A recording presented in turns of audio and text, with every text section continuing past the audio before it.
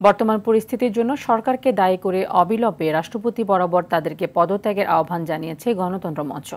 সোমবার তোপখানা রোডে রাষ্ট্র সংস্কার আন্দোলনের কার্যালয়ে এক সংবাদ সম্মেলনে মঞ্চের নেতা বাংলাদেশের বিপ্লবী ওয়ার্কার্স পার্টির সাইফুল হক বলেন, বল প্রয়োগের মাধ্যমে গণ আন্দোলন দমন করতে চেয়ে সরকার প্রমাণ করেছে জনগণের কাছে তাদের গ্রহণযোগ্যতা নেই। কোটা আন্দোলন দমনে নৃশংস হত্যাকাণ্ড সহ সরকারের পদত্যাগের দাবিতে আগামী ৩১ জুলাই বেলা ১১টায় ঢাকার পুরানা পল্টন মোড়ে প্রতিবাদ সমাবেশের ঘোষণা দেয় গণতন্ত্র মঞ্চ।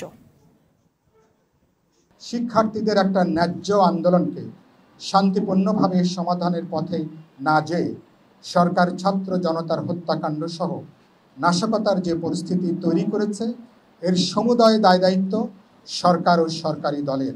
আমরা সরকারকে জনগণের জানমালের এই বিপুল ক্ষয়ক্ষতির দায় দায়িত্ব নিয়ে অবিলম্বে রাষ্ট্রপতি বরাবর পদত্যাগ করবার আহ্বান জানাই। আমরা স্পষ্ট করে বলতে চাই, সরকার হত্যা, গ্রেপ্তার, নির্যাতন, নিপীড়ন, মিথ্যা প্রচারের যে পথে হাঁটছে, এই পথে সংকটের কোনো সমাধান নেই।